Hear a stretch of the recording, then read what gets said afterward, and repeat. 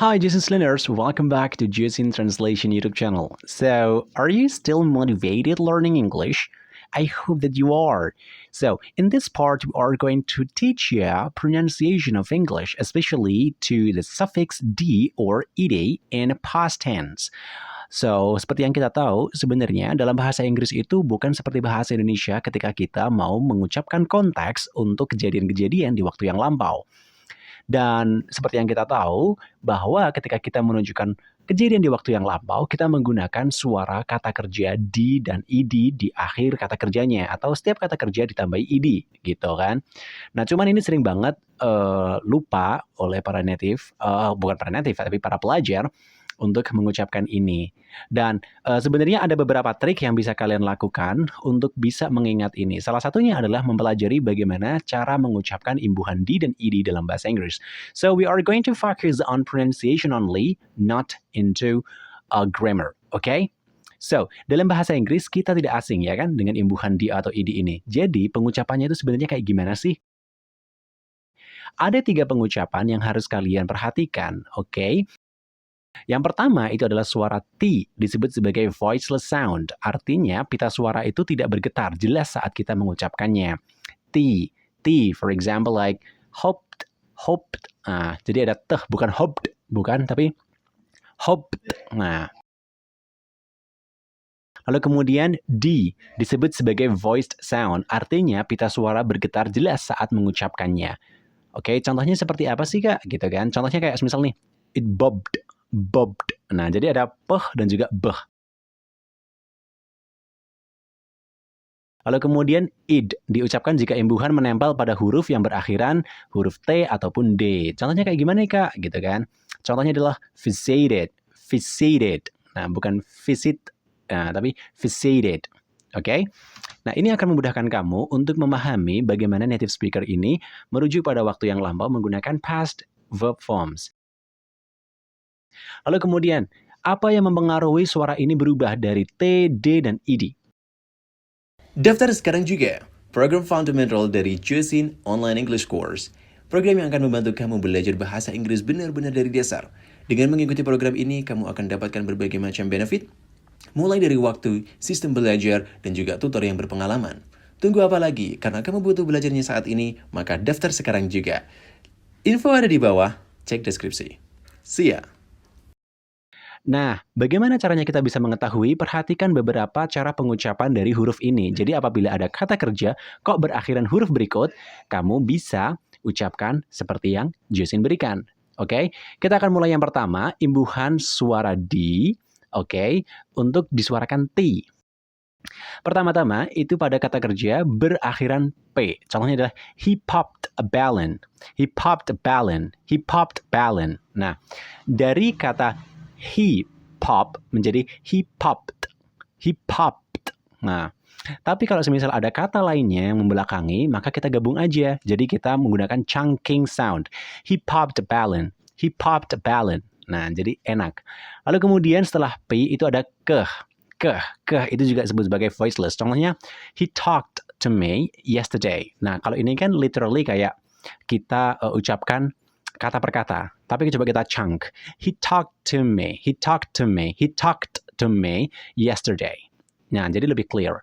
Lalu kemudian ada huruf T dan H, biasanya dibaca th. Contohnya, she frothed. Nah, she frothed. She frothed. I'm so sorry. Lalu kemudian selanjutnya, T dan H, biasanya suaranya th. Contohnya adalah, she frothed. She frothed a cup of milk. She frothed a cup of milk. Seperti itu. Lalu kemudian ada juga G dan H yang biasanya disuarakan f seperti halnya U, laugh kayak gitu. For example, like she laughed loudly. She laughed loudly. So, jadi kayak ada pause-nya sebentar sebelum kita masuk ke kata setelahnya. She laughed loudly menjadi she laughed loudly. Nah, ini konteksnya berubah. Kalau misal she loves loudly, itu artinya sekarang. Tapi kalau she laughed loudly, itu udah selesai di waktu yang lampau. Nah, suara ini membedakan konteksnya. Jadi perhatikan baik-baik. Lalu kemudian S. Okay, she kissed a frog. She kissed a frog. She kissed a frog. Nah, lalu kemudian selanjutnya kombinasi huruf S dan H dibacanya contohnya adalah she brushed her teeth before going to bed last night. She brushed her teeth before going to bed last night. Dan yang terakhir adalah huruf C dan H yang dibaca ceh atau C dalam bahasa Indonesia, tetapi suaranya lebih plosive. Ceh gitu. He has reached his goals. He has reached his goals. Untuk catatannya ya, untuk simbol dalam bracket ini tadi, oke, coba ini disebut sebagai phonetic transcription yang merupakan simbol dari bunyi suara. Kalau semisal kalian ingin belajar phonetic transcription, kalian bisa cek di link description, oke? Lalu selanjutnya, imbuhan di dan id itu dibaca deh. Nah ini hampir sama seperti halnya tadi peh, berarti ada suara beratnya yaitu beh, peh, beh.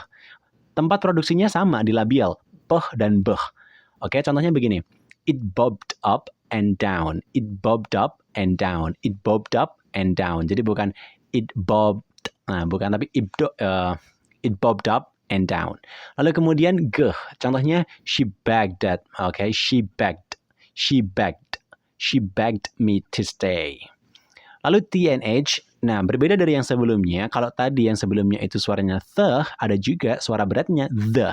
Contohnya adalah she breathed hard. She breathed hard. Lalu selanjutnya the dari the tadi, karena ini kita udah ucapkan the.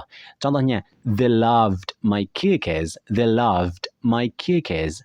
Lalu kemudian S dan E yang biasanya disuarakan z. Contohnya we raised her expectations. We raised her expectations. Lalu kemudian DGE yang biasanya diucapkan j. Contohnya adalah they bridged the gap. Lalu M. Nah, apabila ada kata kerja kok berakhiran huruf M dan ketambahan I dan D, maka kalian ucapkan the.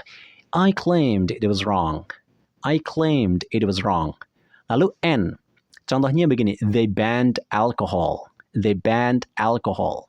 Lalu huruf yang berakhiran N dan G yang dibaca eng. Contohnya, they banged into the chair. Or kalau misalnya kita chunk menjadi they banged into the chair.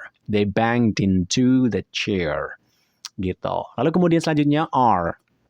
He cleared it up. Nah, he cleared it up. Lalu selanjutnya L. I rolled up the paper. Jadi suara deh-nya ini digabung dengan kata setelahnya apabila kata setelahnya itu diawali oleh huruf vowel. Lalu yang terakhir, variasi suara D dan D ini menjadi id. Contohnya adalah T dan D. We visited them last month. Oke, dan yang terakhir, she edited my photo. Nah, ini adalah beberapa, spesifiknya 3 variasi suara dari imbuhan D dan ID ketika kita merujuk pada konteks past tense. Semoga ini membantu kalian dan ini bisa menjadi rujukan kalian juga untuk belajar pronunciation lebih mudah. Kalau kalian ada pertanyaan, silahkan drop down aja your comment on the comment box below. Okay? See you international and Sajpil people. Bye!